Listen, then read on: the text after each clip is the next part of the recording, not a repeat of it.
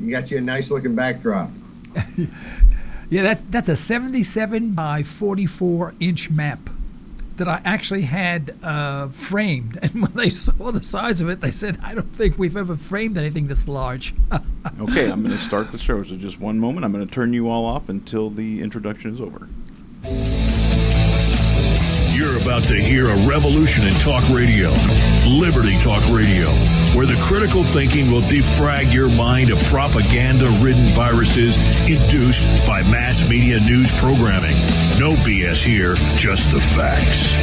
And now we present to you America's quintessential iconoclastic anomaly. Wow. In talk radio, your host, Joe Cristiano. Welcome, everyone, to Liberty Talk Radio. I am your host, Joe Cristiano, and today we're pleased to have Paul Jacob as our guest. He is the president of the Liberty Initiative Fund, a national organization helping citizens place issues on the ballot to hold politicians accountable, fight crony capitalism, and protect our liberties. What more could you ask for? He is currently president of the board of directors of Citizens in Charge, a nonpartisan group working to protect and expand voter initiative rights. For more than a decade, Paul was the Term Limits Movement's leader's voice, running an organization known as U.S. Term Limits, the largest such group in the nation. For his work to bring term limits to Congress, the late columnist Robert Novak good-naturedly dubbed him as the most hated man in Washington. You can ask for a better compliment. Currently, Paul hosts Common Sense, an online commentary, and writes a weekly column for townhall.com, appearing each Sunday. His writings are featured in USA Today, the Washington Times, and New York Daily News, as well as several other national publications. The best way to assure freedom of expression, no matter where it may be threatened, Pulitzer Prize winning columnist Paul Greenberg wrote, would be to have an army of utterly determined Paul Jacobs fighting for it. And it is our pleasure today to have Paul Jacobs as our guest. He has appeared on many TV programs and talk show hosts, and now he's with us this morning. Paul, thank you so much for being our program. It is an honor and a pleasure to have you here. Oh, the pleasure's all mine, Joe. Thank you very much for having me. Well, just as an intro for those people who may be listening for the first time regarding the initiative process, could you give us a general understanding of what the initiative process is and in how many states is it active or permitted? And just give us a general background so they'll have something to go by. Certainly.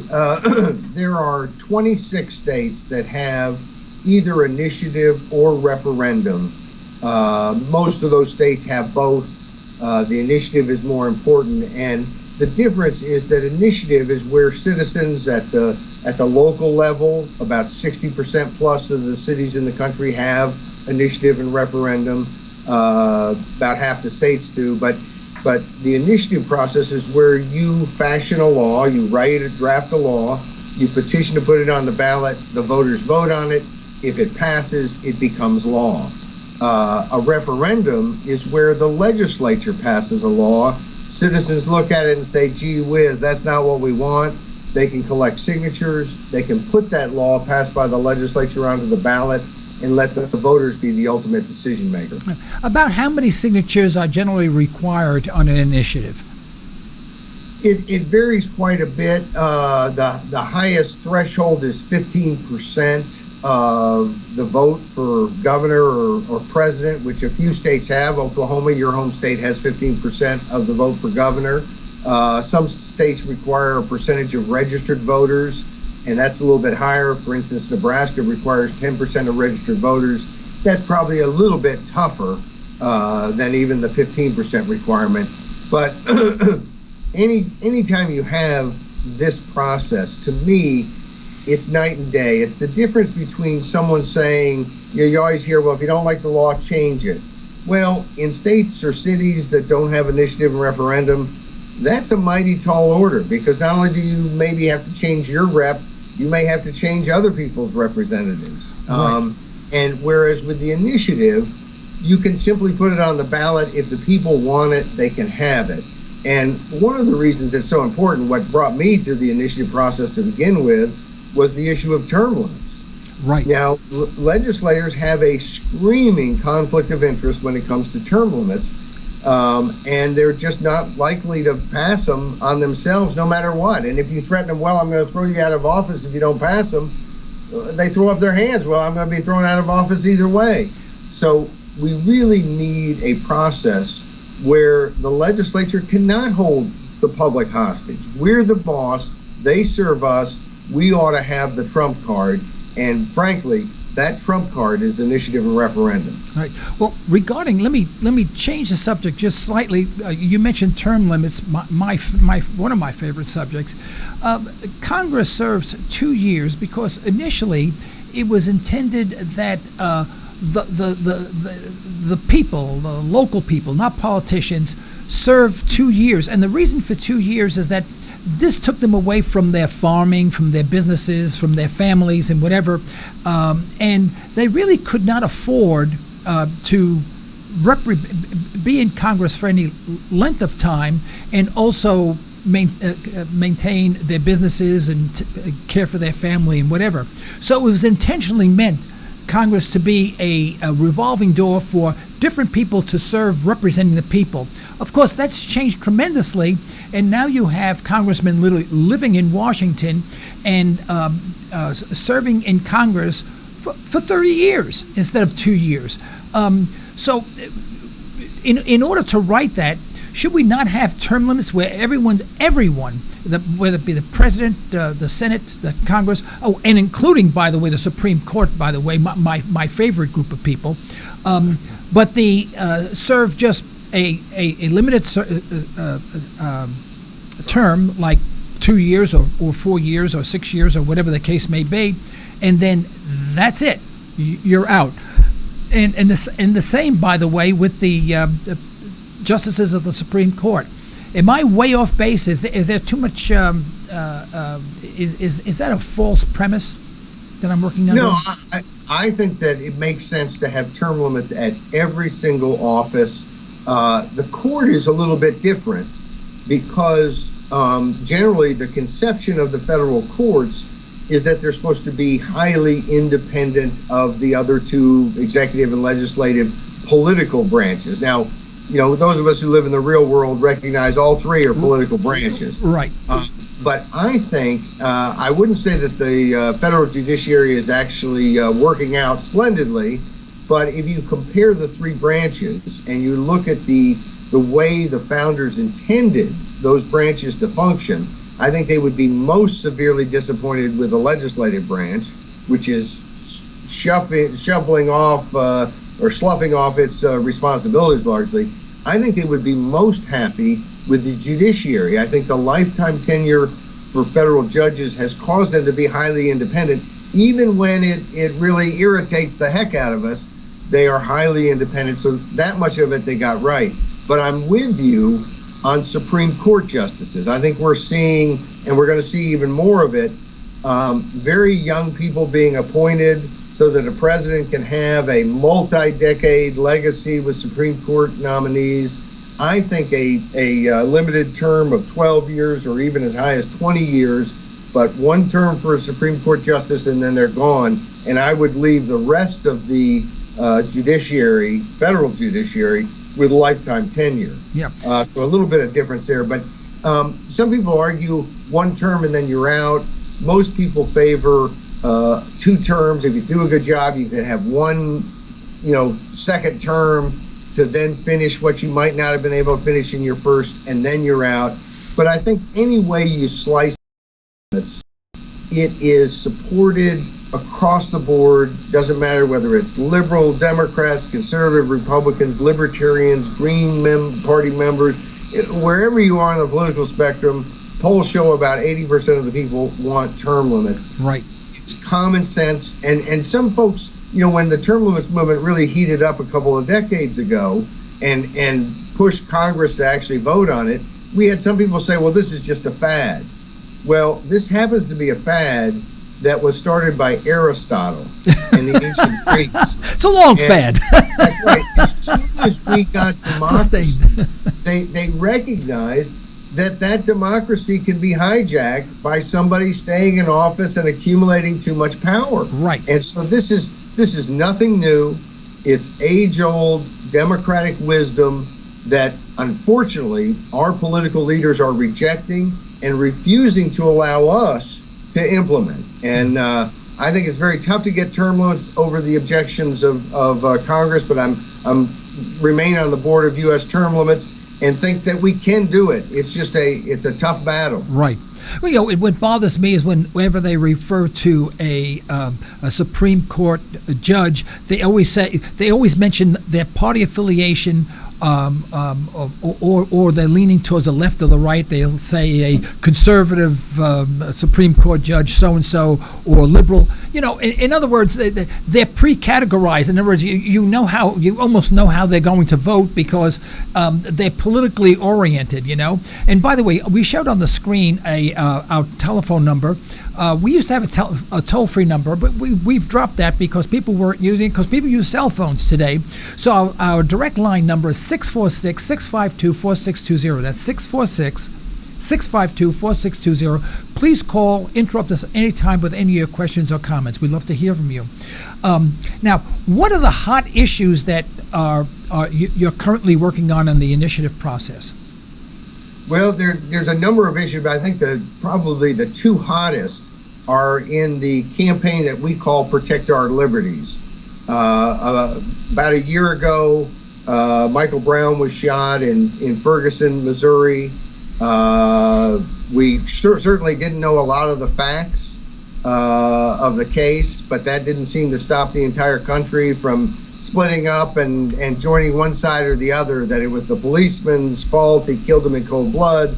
No, it was Michael Brown who charged the policeman.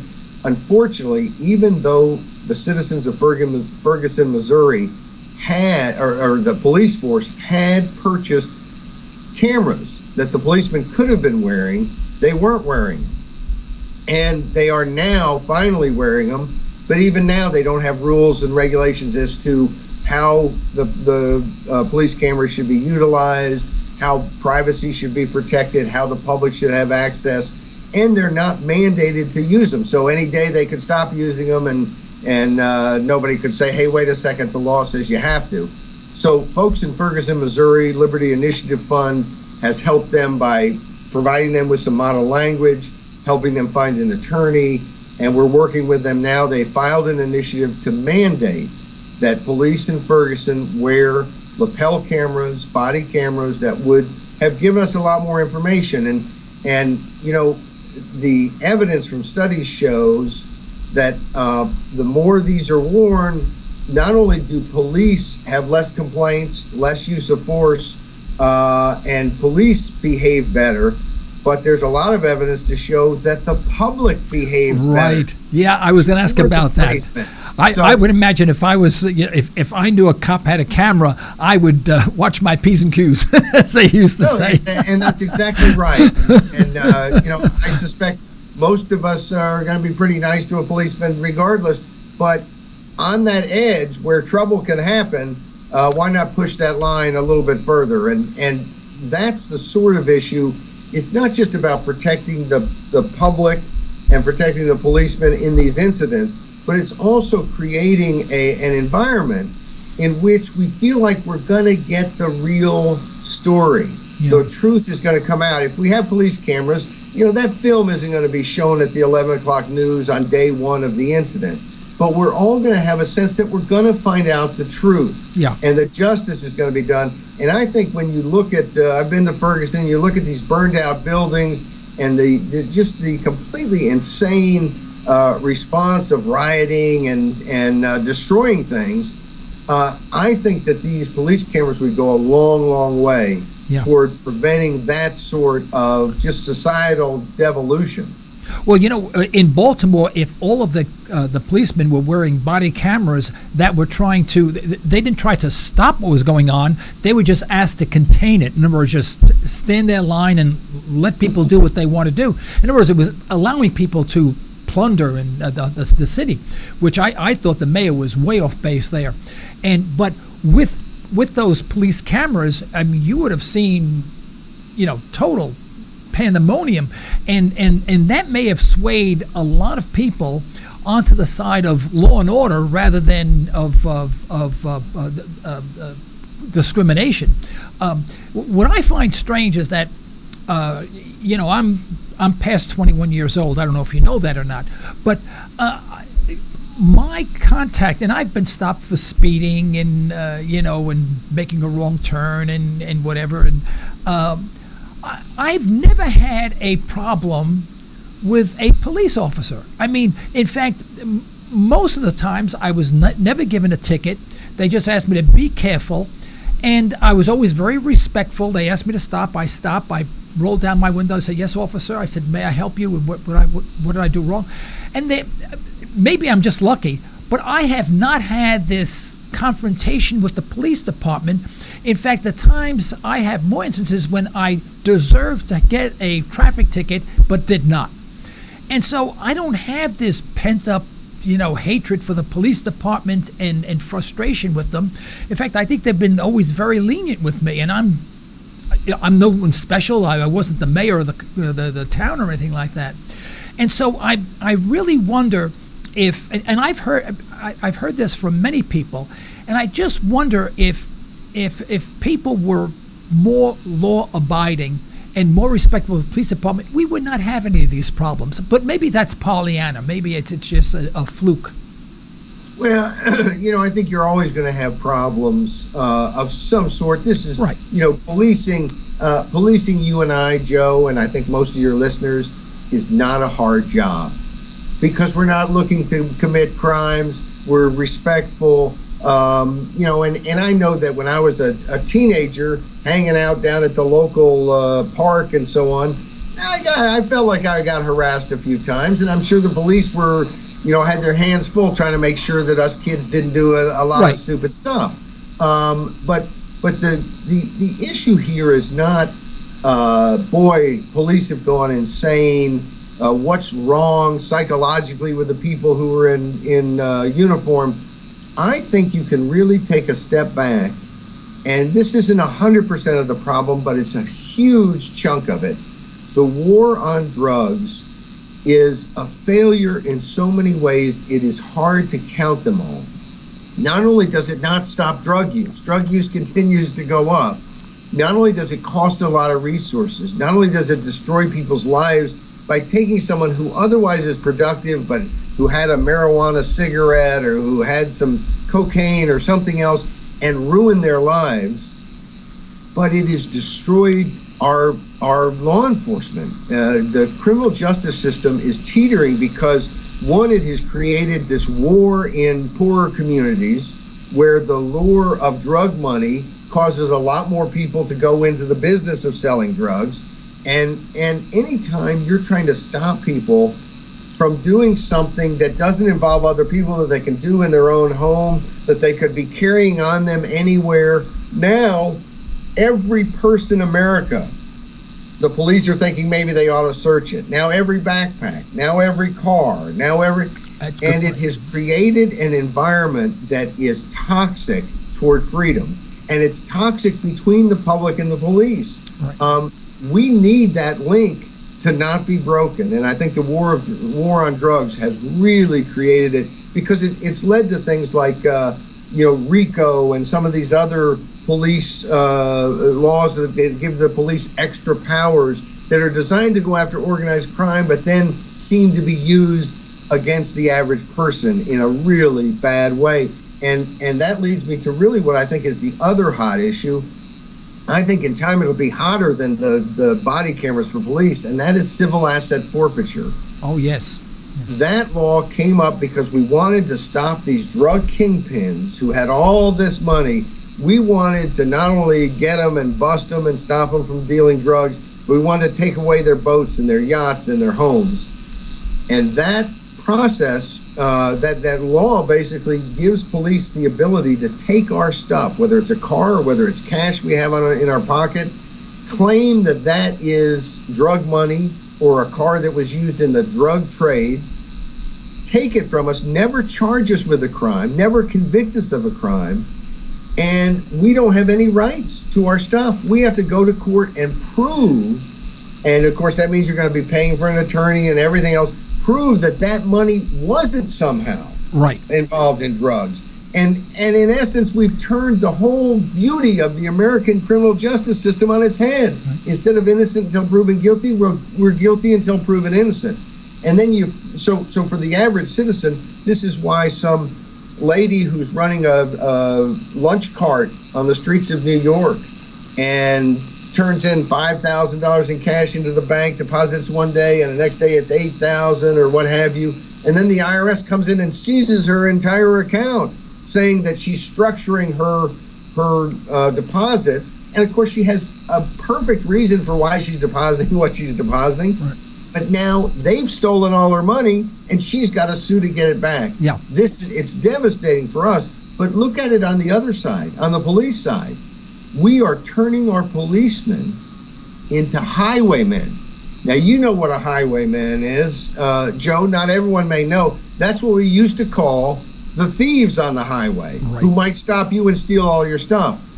We cannot expect to have a harmonious society if we turn the police who are supposed to protect us on the highway into robbers who take our stuff on the highway. Yeah.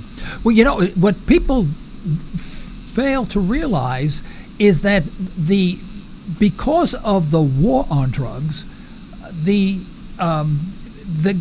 government is in fact financing the war on drugs, because the more stringent the laws become, the more enforcement of drug use is initiated, the higher the cost of drugs, meaning that those people who are dealing in illegal drugs are making more money. Of course, the more money they make, and the more money that the more that people tax in order to provide the police force for that, that restricts sometimes the opportunities for people in poorer neighborhoods to have regular jobs. So they're restricted from finding jobs, and they have no money, but all they know is if their friend Bobby says, hey, just take this and deliver this to so-and-so, and I'll give you $100. Well, that kid's died and gone to heaven. Sure, he'll do it. But now he's in the drug running trade. But it's being financed not by the drug lords, but by the government. And people don't realize the same thing with the drug lords in Mexico. The reason why the drug lords in Mexico are literally taking over entire towns, they don't even have a governor anymore, is because the drug lords are making so much money they can afford to buy the police department. They own the police department, they own the legislature, they own everything.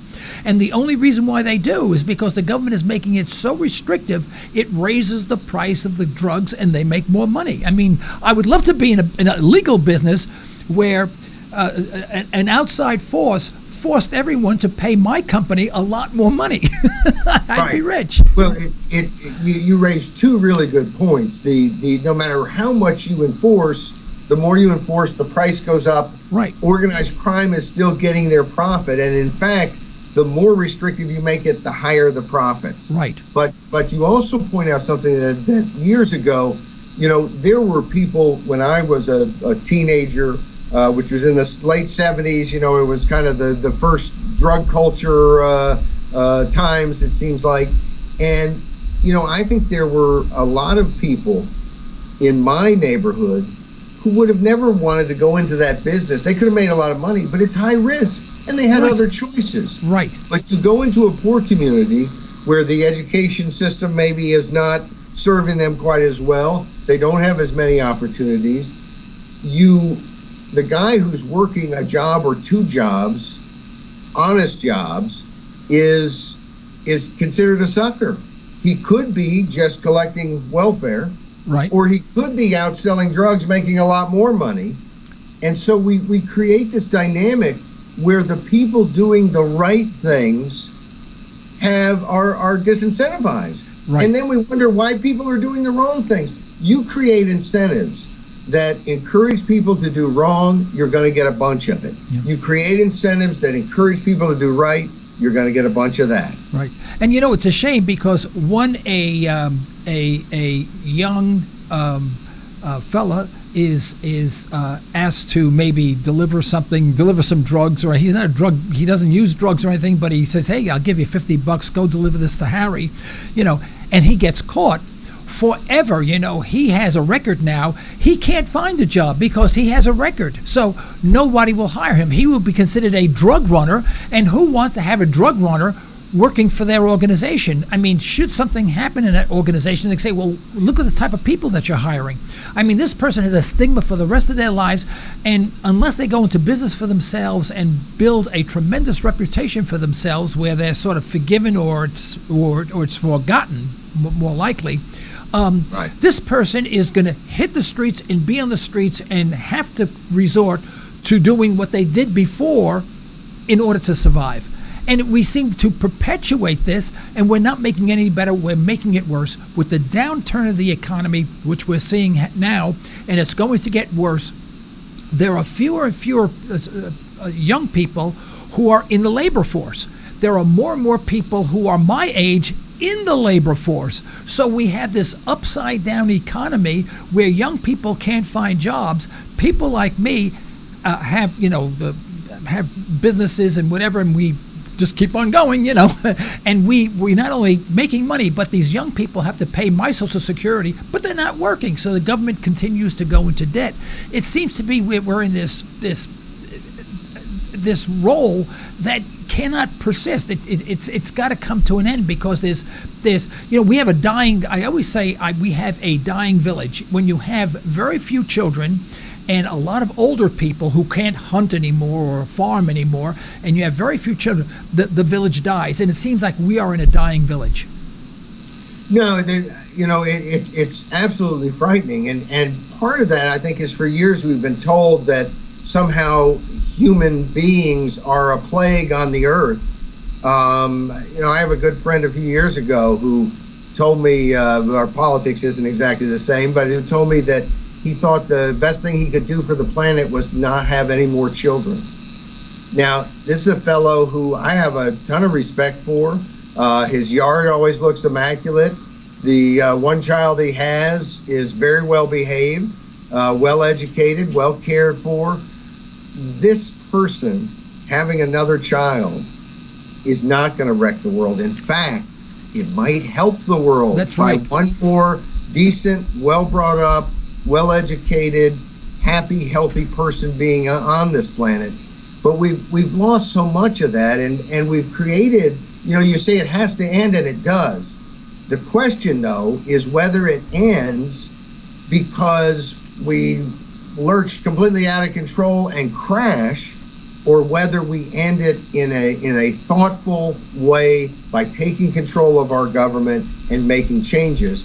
The drug war, you have all these things we've already mentioned. You have the fact that it's illegal, which makes it tougher to care for in a medical way, to care for people who have drug problems. Right.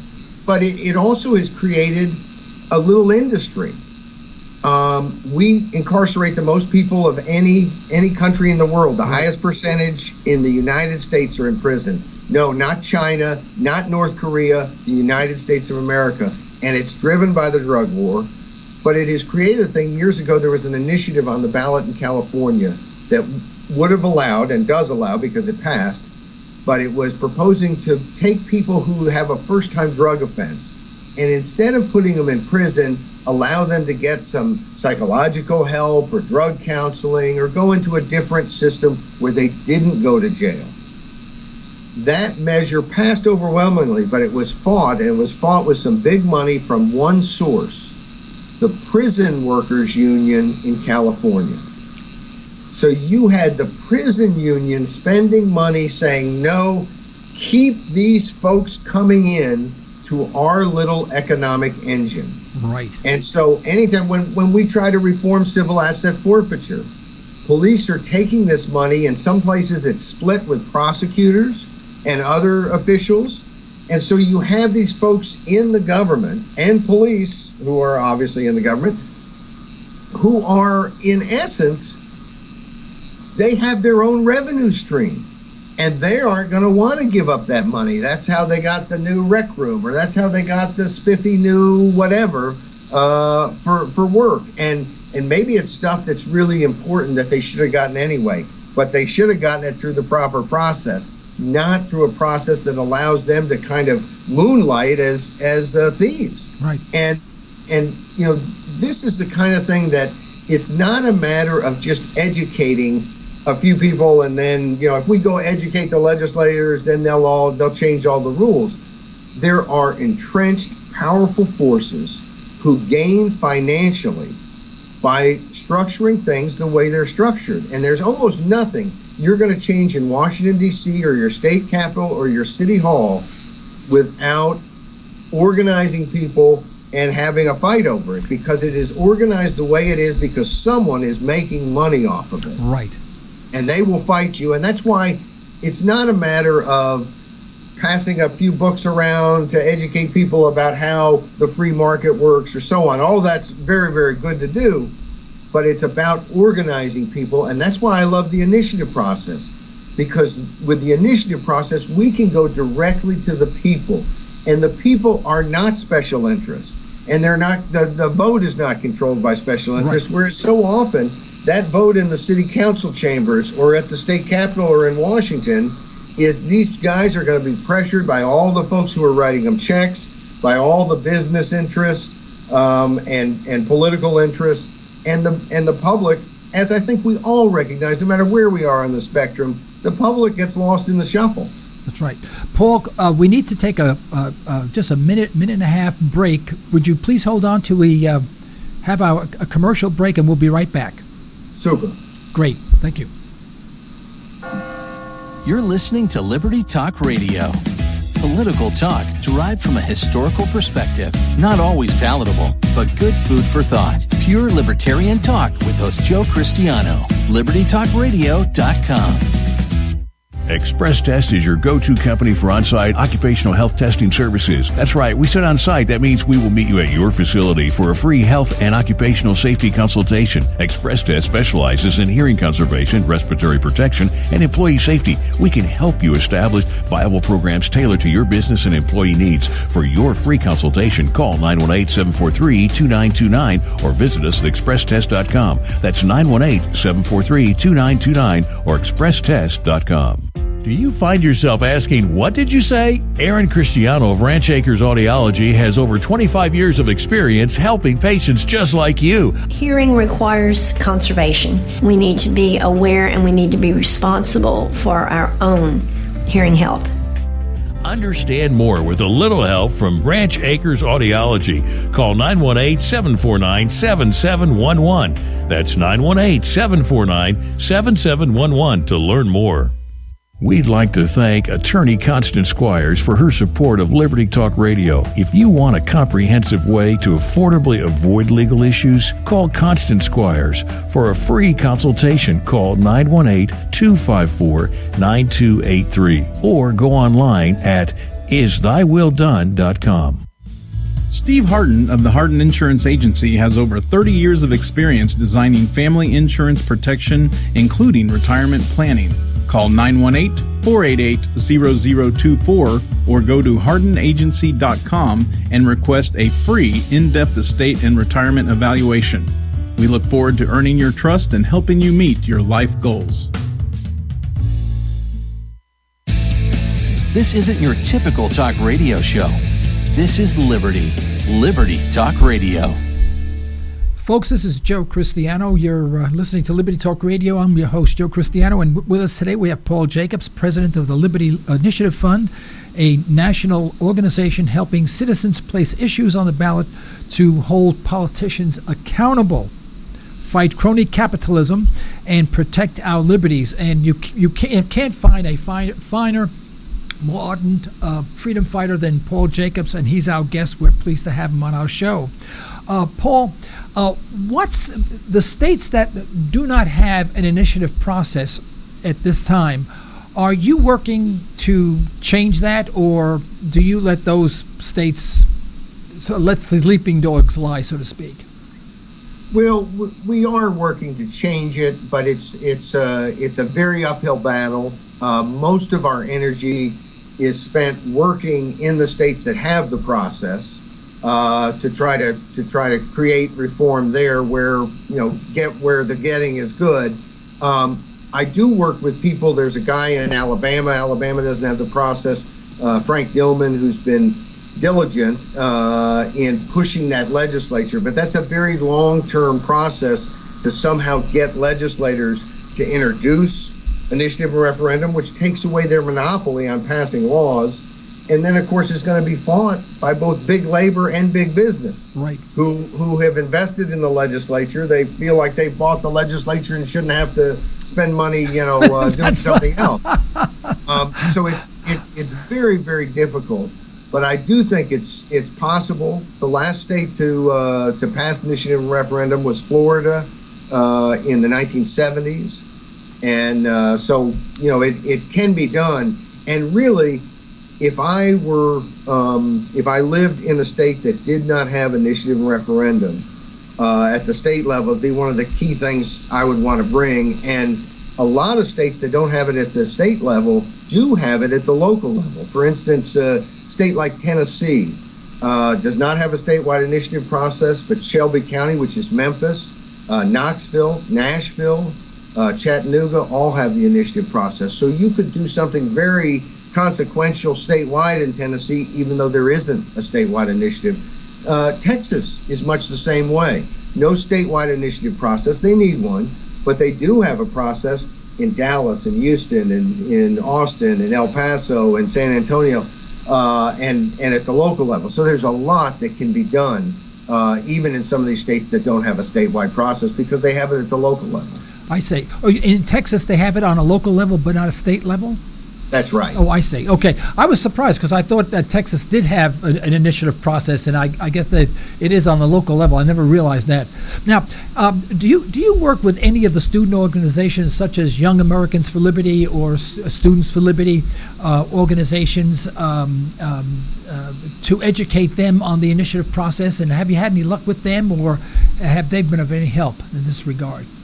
They have. We don't work so much organization with organization. I have spoken at a few different student groups, libertarian-oriented, Students for Liberty, and so on. And those groups are really growing.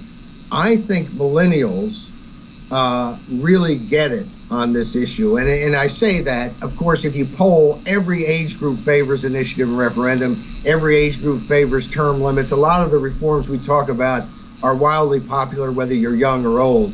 But I think that if you were to look at polls, especially when it comes to initiative and referendum, very strong among young people.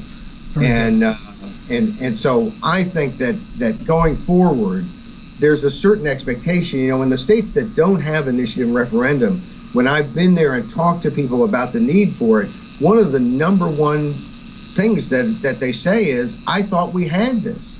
And, most people don't wake up in the morning. Right. They got their job. They got all kinds of things to do. Right. They're not looking to spend night and day working in politics, but they kind of think this is the way it should be. Right. They know it happens other places, and they're quite shocked to find out that they don't have this process. I see. Now, the plethora of candidates for president that are propping up all over the place, does your organization contact these people and see which ones, to determine which ones are pro-initiative process, which ones are not, or is that sort of out of your venue and not really your focus? That is sort of out of our venue because at the presidential level, we haven't really pushed yet for a national. I'd love to see some process of initiative and referendum at the national level. I think it should be at any level where there's government. Citizens ought to have a way to take a shot across the bow and say, wait a second, we're in charge. But I think that's not going to happen anytime soon. It might take a president with the wherewithal to really campaign for it. And it is something that we've done at the local level, at the state level, is to send pledges to all the legislative candidates to find out where they are on the issue, and especially to governor candidates, because a lot of the states that have initiative and referendum, it was because some governor in the early 1900s said this is the right thing to do and campaigned on it and really and I don't mean gave a speech one time, I mean really worked to bring it through their legislature, which even in that day and time, we're not too thrilled about the prospects of giving up some of their power. Yeah, I'm a big advocate of states' rights. In fact, I would prefer we had in America a federation of states in a federation rather than the federalism that we have.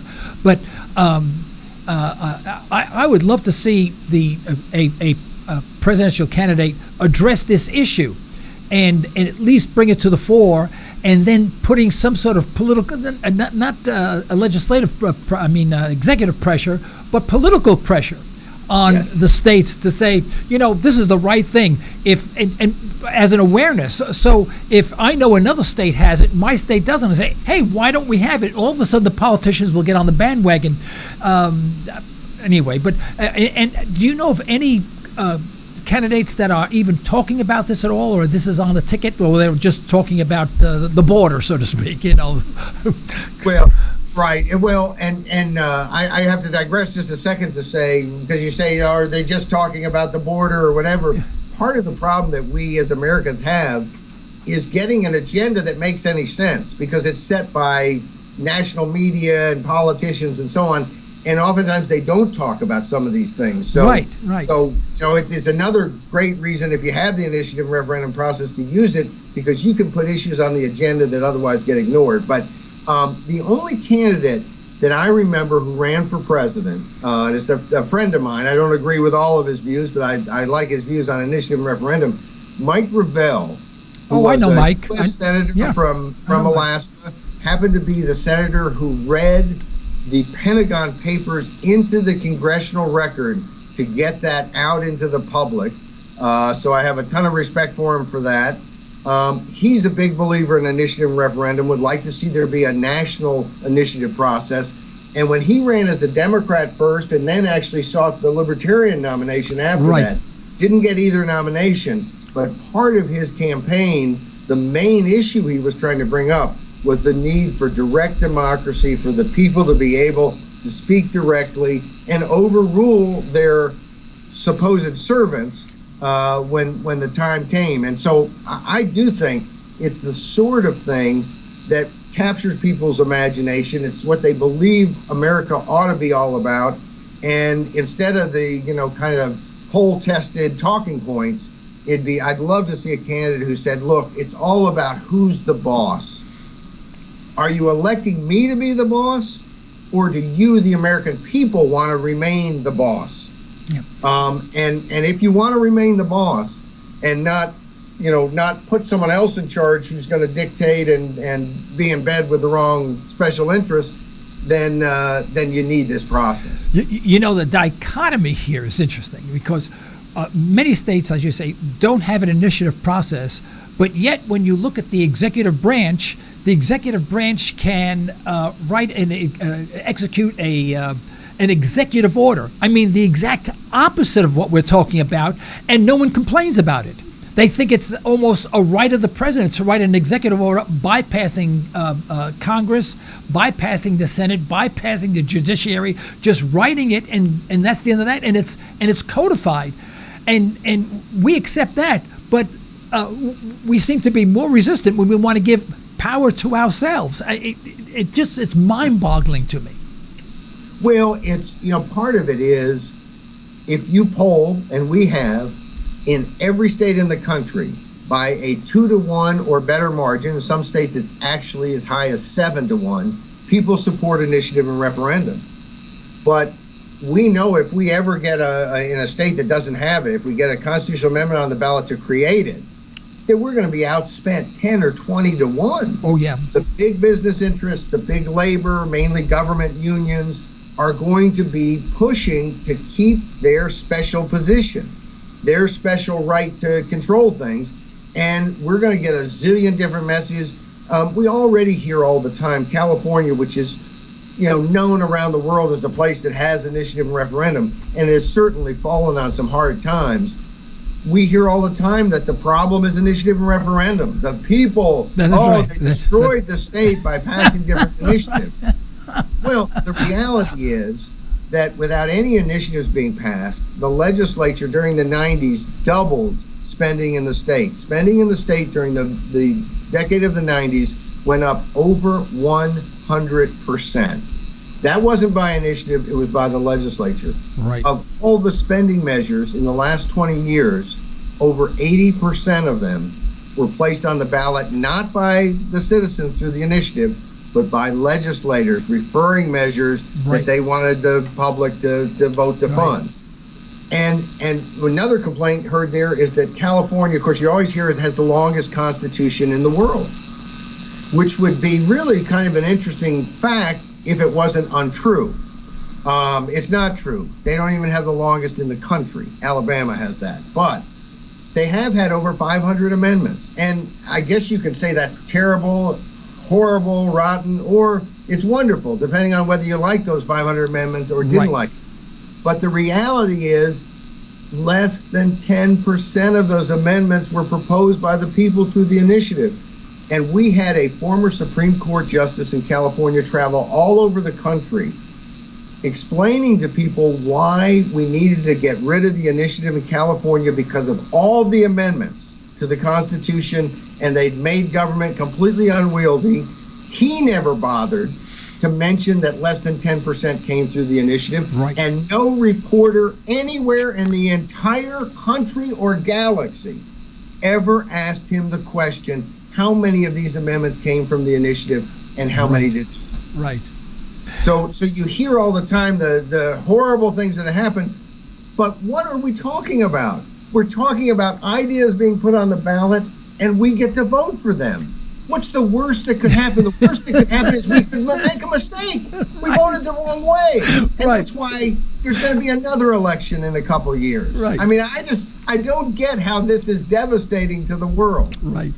Well, Paul, unfortunately, we are about out of time. We need to cut off a little early today because of some things that have to be done in the studio today. So I apologize for that. I'd like to give you the next minute to wrap up and inform our listeners about your organization and how they may contact you. Well, we've talked about a lot of things. I always love coming on because it's an intellectual feast. It's not a bunch of sound bites. And so we've talked about a lot. I want to leave people with one key message. More important than who is elected to be the next president of the United States is whether your listeners are going to get up and do something to make their city and state and country a better place politically or not. If they're not, it doesn't matter who gets elected president. If they are, it also may not matter who gets elected president because we as people can overcome that if we get organized and united.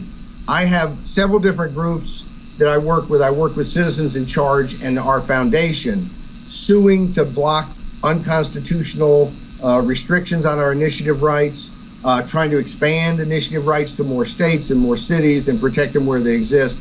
And then I work as president of Liberty Initiative Fund, libertyifund.org on the web, and we're working with citizens all across the country at the grassroots to put measures on the ballot that are going to hold government accountable, things like term limits and ethics reforms, and preventing these pension giveaways and other ridiculous things that are destroying government. 2, we fight crony capitalism. Let's stop these giveaways, welfare for the rich. Let's protect people from eminent domain abuse and all these kind of crony deals at the local level, at the state level. And then 3rd, protect our liberties. Let's do common sense things like put body cameras on police so that we know. Let's end civil asset forfeiture, which is nothing but legalized theft and is corrupting our police forces. These are all problems that can be solved, but they can only be solved by us. They're not going to be solved by electing someone who gives us a bunch of promises and us going back to sleep and expecting them to do it. We can solve the problems. We have to solve the problems because nobody else is going to do it. Paul, thank you so much. And folks, this is Paul Jacob, America's quintessential freedom fighter. Thank you so much for being on our program. We do hope that you will accept that invitation to return at a later date. You can count on it. Thanks, All right. Joe. Thank you so much, Paul. Folks, this is the end of today's broadcast. We'd like to thank our sponsors for the financial support, and we'd like to thank you for listening in. You can further the cause of liberty by recommending this program to your friends, and let us hear from you. Our email address is comments@libertytalkradio.com. Remember, you're either allowing your liberties to be taken away or you're striving to protect them. Unfortunately, there is no middle ground. Until next time, this is Joe Cristiano. You've been listening to Liberty Talk Radio. Stay well. Stay tuned.